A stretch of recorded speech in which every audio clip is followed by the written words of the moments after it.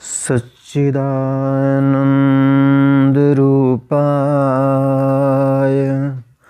विश्वोत्पत्त्यादिहेतवे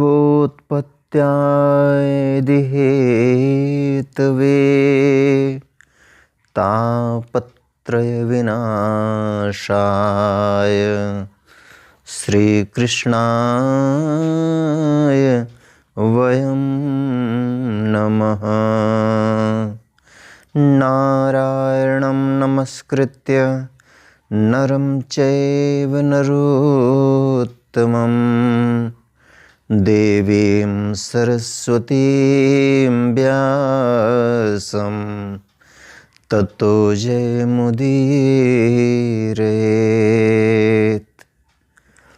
परम आदरणीय श्रोतागण, सादर नमन। आशा करता हूँ आप स्वस्थ एवं प्रसन्न मुद्रा में होंगे। आज आपके समक्ष प्रस्तुत है श्रीमद् भागवत महापुराण षष्ठ स्कंध चतुर्थो अध्याय, जिसमें दक्ष के द्वारा भगवान की स्तुति और भगवान का प्रादुर्भाव वर्णित है। राजा परीक्षित ने पूछा, भगवान आपने संक्षेप से तीसरे स्कंध में इस बात का वर्णन किया कि स्वयंभुव मनवंतर में देवता, असुर, मनुष्य, सर्प और पशु पक्षी आदि की सृष्टि कैसे हुई। अब मैं उसी का विस्तार जानना चाहता हूँ। प्रकृति आदि कारणों के भी परम कारण भगवान अपनी जिस शक्ति से जिस प्रकार उसके बाद की सृष्टि करते हैं, उसे जानने की भी मेरी इच्छा है। सूत जी कहते हैं, शौनकादि ऋषियों, परम योगी व्यासनंदन श्री शुकदेव जी ने राजर्षि परीक्षित का यह सुंदर प्रश्न सुनकर उनका अभिनंदन किया और इस प्रकार कहा। श्री शुकदेव जी ने कहा, राजा, प्राचीन बरही के 10 लड़के, जिनका नाम प्रचेता था, जब समुद्र से बाहर निकले तब उन्होंने देखा कि हमारे पिता के निवृत्ति परायण हो जाने से सारी पृथ्वी पेड़ों से घिर गई है। उन्हें वृक्षों पर बड़ा क्रोध आया। उनके तपोबल ने तो मानो क्रोध की आग में आहुति डाल दी। बस उन्होंने वृक्षों को जला डालने के लिए अपने मुख से वायु और अग्नि की सृष्टि की। परीक्षित, जब प्रचेताओं की छोड़ी हुई अग्नि और वायु उन वृक्षों को जलाने लगी, तब वृक्षों के राजाधिराज चंद्रमा ने उनका क्रोध शांत करने के लिए उनका क्रोध शांत करते हुए इस प्रकार कहा, महाभाग्यवान प्रचेताओं, ये वृक्ष बड़े दीन हैं। आप लोग इनसे द्रोह मत कीजिए, क्योंकि आप तो प्रजा की अभिवृद्धि करना चाहते हैं और सभी जानते हैं कि आप प्रजापति हैं।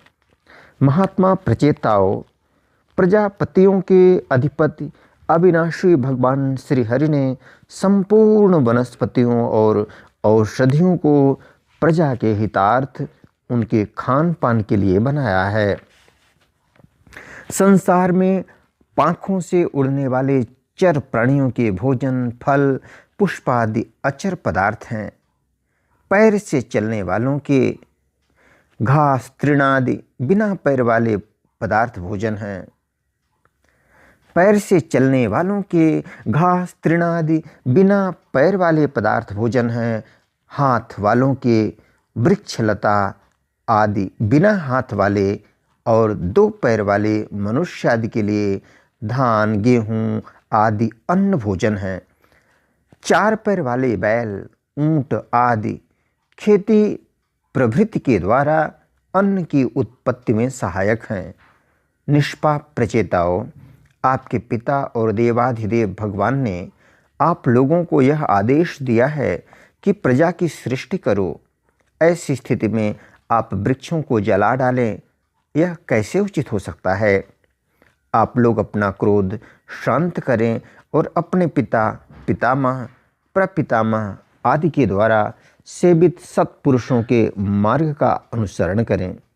जैसे माँ बाप बालकों की पलकें नेत्रों की, पति पत्नी की, गृहस्थ भिक्षुओं की और ज्ञानी अज्ञानियों की रक्षा करते हैं। जैसे माँ बाप बालकों की, पलकें नेत्रों की, पति पत्नी की, गृहस्थ भिक्षुओं की और ज्ञानी अज्ञानियों की रक्षा करते हैं, उनका हित चाहते हैं, वैसे ही प्रजा की रक्षा और हित का उत्तरदायी राजा होता है। प्रचेताओं, समस्त प्राणियों के हृदय में सर्वशक्तिमान भगवान आत्मा के रूप में विराजमान है। सर्वशक्तिमान भगवान आत्मा के रूप में विराजमान है। इसलिए आप लोग सभी को भगवान का निवास स्थान समझें। यदि आप ऐसा करेंगे तो भगवान को प्रसन्न कर लेंगे। जो पुरुष हृदय के उबलते हुए भयंकर क्रोध को आत्म विचार के द्वारा शरीर में ही शांत कर लेता है, बाहर नहीं निकलने देता, वह काल क्रम से तीनों गुणों पर विजय प्राप्त कर लेता है। प्रचेताओं, इन दीनहीन वृक्षों को और न जलाइए। जो कुछ बच रहे हैं उनकी रक्षा कीजिए, इससे आपका भी कल्याण होगा। इस श्रेष्ठ कन्या का पालन इन वृक्षों ने ही किया है, इसे आप लोग पत्नी के रूप में स्वीकार कीजिए। परीक्षित, वनस्पतियों के राजा चंद्रमा ने प्रचेताओं को इस प्रकार समझा बुझाकर उन्हें प्रमलोचा अप्सरा की सुंदरी कन्या दे दी और वे वहां से चले गए। प्रचेताओं ने धर्मानुसार उसका पाणी ग्रहण किया। उन्हीं प्रचेताओं के द्वारा उस कन्या के गर्भ से प्राचेतस दक्ष की उत्पत्ति हुई। फिर दक्ष की प्रजा सृष्टि से तीनों लोक भर गए। इनका अपनी पुत्रियों पर बड़ा प्रेम था। इन्होंने जिस प्रकार अपने संकल्प और वीर्य से विविध प्राणियों की सृष्टि की, वह मैं सुनाता हूँ, तुम सावधान होकर सुनो। परीक्षित, पहले प्रजापति दक्ष ने जल, थल और आकाश में रहने वाले देवता, असुर एवं मनुष्य आदि प्रजा की सृष्टि अपने संकल्प से की। अपने संकल्प से ही की। जब उन्होंने देखा कि वह सृष्टि बढ़ नहीं रही है, तब उन्होंने विंध्याचल के निकटवर्ती पर्वतों पर जाकर बड़ी घोर तपस्या की। वहाँ एक अत्यंत श्रेष्ठ तीर्थ है, उसका नाम है अघमर्षण। वह सारे पापों को धो बहाता है। प्रजापति दक्ष उस तीर्थ में त्रिकाल स्नान करते और तपस्या के द्वारा भगवान की आराधना करते। प्रजापति दक्ष ने इंद्रियातीत भगवान की हंस गुह्य नाम की स्तोत्र से स्तुति की थी। उसी से भगवान उन पर प्रसन्न हुए थे।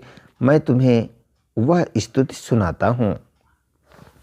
दक्ष प्रजापति ने इस प्रकार स्तुति की, भगवान आपकी अनुभूति, आपकी चित्त शक्ति अमोघ है। आप जीव और प्रकृति से परे उनके नियंता और उन्हें सत्ता स्फूर्ति देने वाले हैं।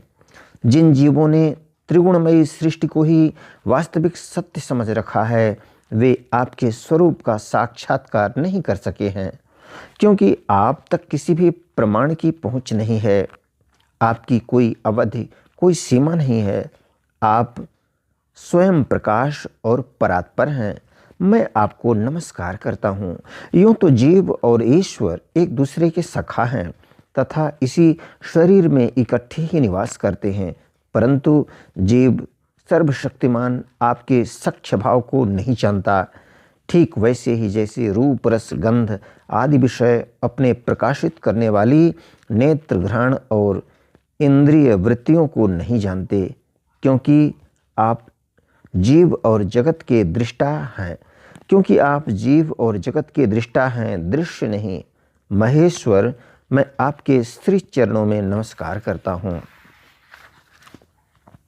देह, प्राण, इंद्रिय, अंतःकरण की वृत्तियाँ, पंच महाभूत और उनकी तन्मात्राएं, ये सब जड़ होने के कारण अपने को और अपने से अतिरिक्त को भी नहीं जानते, परंतु जीव इन सबको और इनके कारण सत्व, रज और तम, इन तीन गुणों को भी जानता है, परंतु वह भी दृश्य अथवा ज्ञेय रूप से आपको नहीं जान सकता, क्योंकि आप ही सबके ज्ञाता और अनंत हैं।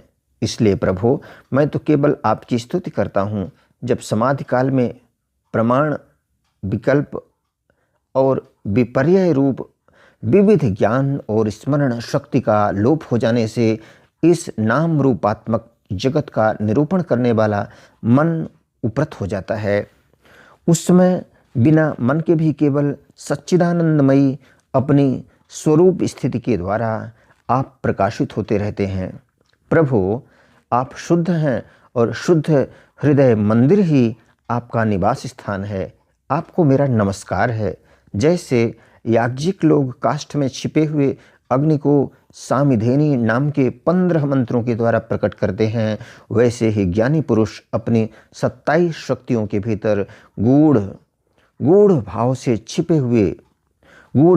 छिपे हुए आपको अपनी शुद्ध बुद्धि के द्वारा हृदय में ही ढूंढ निकालते हैं।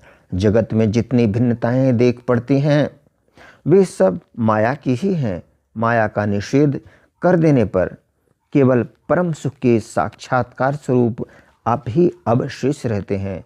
परंतु जब विचार करने लगते हैं तब आपके स्वरूप में माया की उपलब्धि निर्वचन नहीं हो सकता। अर्थात माया भी आप ही हैं, अतः सारे नाम और सारे रूप आपके ही हैं। प्रभु, आप मुझ पर प्रसन्न होइए, मुझे आत्म प्रसाद से पूर्ण कर दीजिए। प्रभु, जो कुछ वाणी से कहा जाता है अथवा जो कुछ मन, बुद्धि और इंद्रियों से ग्रहण किया जाता है वह आपका स्वरूप नहीं है, क्योंकि वह तो गुण रूप है और आप गुणों की उत्पत्ति और प्रलय के अधिष्ठान हैं। आप में केवल उनकी प्रतीति मात्र है। भगवन, आप में ही यह सारा जगत स्थित है, आपसे ही निकला है और आपने और किसी के सहारे नहीं।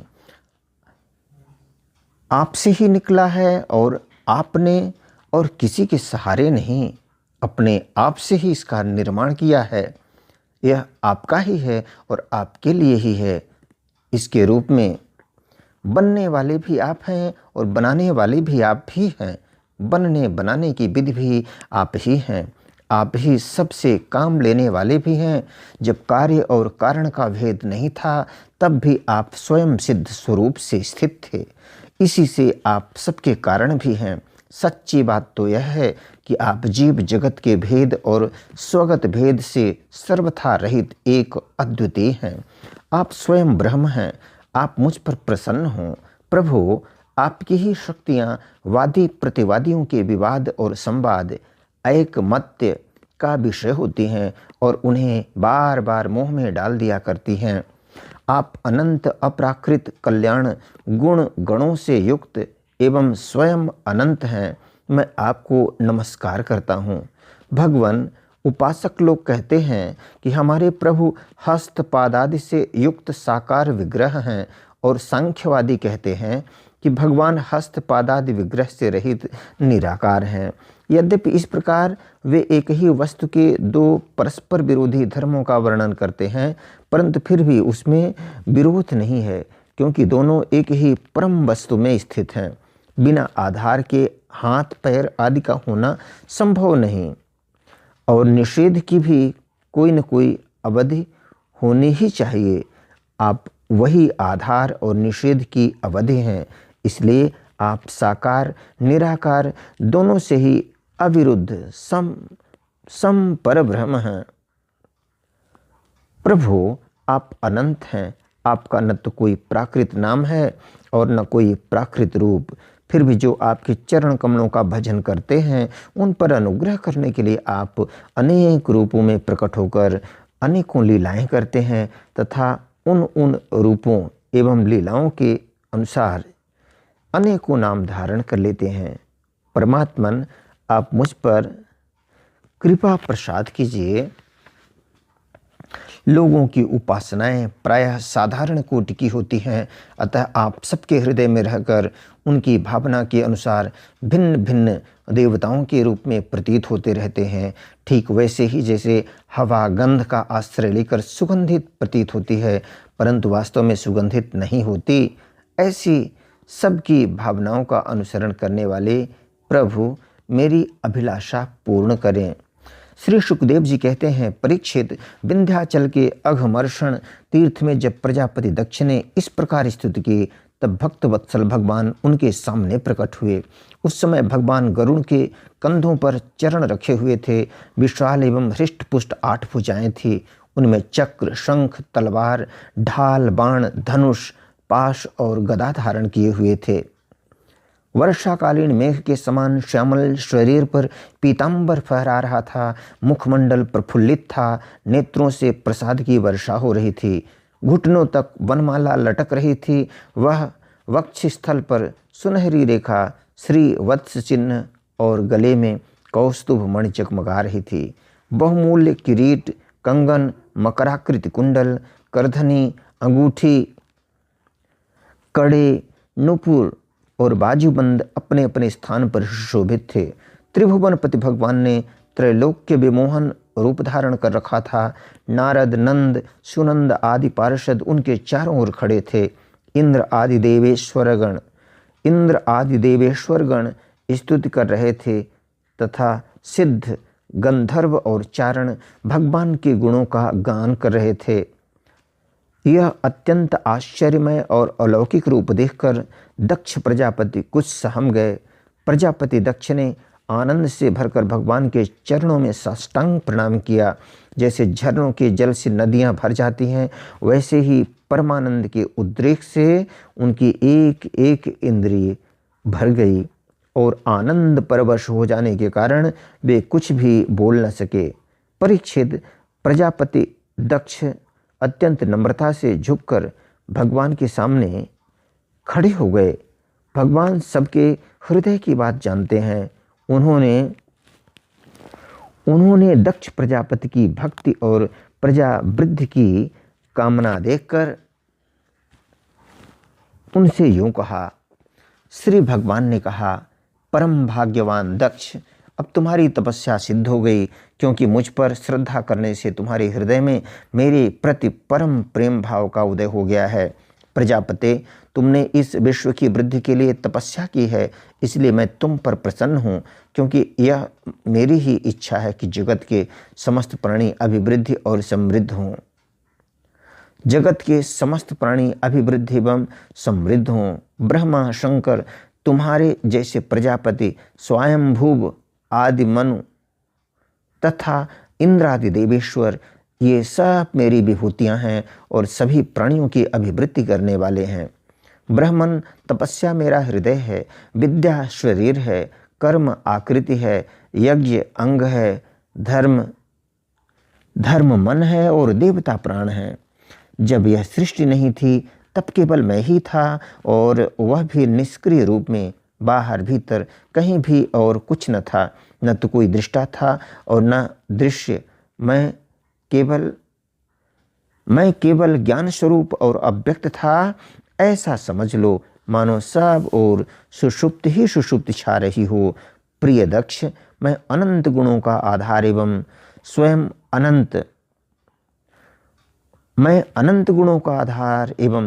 अनंत हूँ। जब गुणमयी माया के क्षोभ से यह ब्रह्मांड शरीर प्रकट हुआ, तब उसमें आयोनिज आदि पुरुष ब्रह्मा उत्पन्न हुए। जब मैंने उनसे शक्ति और चेतना का संचार किया, तब देव शिरोमणि ब्रह्मा सृष्टि करने के लिए उद्यत हुए, परंतु उन्होंने अपने को सृष्टि कार्य में असमर्थ सा पाया। उस समय मैंने उन्हें आज्ञा दी कि तप करो। तब उन्होंने घोर तपस्या की और इस तपस्या के प्रभाव से पहले पहल तुम 9 प्रजापतियों की सृष्टि की। प्रिय दक्ष, देखो, यह पंचजन प्रजापति की कन्या असिकनी है। इसे तुम अपनी पत्नी के रूप में ग्रहण करो। अब तुम गृहस्थोचित स्त्री सहवास रूप धर्म को स्वीकार करो। यह असिकनी भी उसी धर्म को स्वीकार करेगी। तब तुम इसके द्वारा बहुत सी श्रृंखला उत्पन्न कर सकोगे। प्रजापति, अब तक तो मानसी सृष्टि होती थी, परंतु अब तुम्हारे बाद सारी प्रजा मेरी माया से स्त्री पुरुष के संयोग से ही उत्पन्न होगी तथा मेरी सेवा में तत्पर रहेगी। श्री शुकदेव जी कहते हैं, विश्व के जीवनदाता भगवान श्री हरि यह कहकर दक्ष के सामने ही इस प्रकार अंतर ध्यान हो गए जैसे स्वप्न में देखी हुई वस्तु स्वप्न टूटते ही लुप्त हो जाती है। इत श्रीमद्भागवते महापुराणे पारमहंस्यां संहितायां षष्ठी स्कंधे चतुर्थो अध्याय। बोलो वृंदावन बिहारी लाल की जय। यदक्षर पदभ्रष्टं मात्राहीनं चेद भवेत् तत्सर्वं क्षम्यतां देव प्रसीद परमेश्वर। वीडियो देखने के लिए धन्यवाद एवं आभार। जय हिंद, जय जगत। आपका जीवन मंगलमय हो।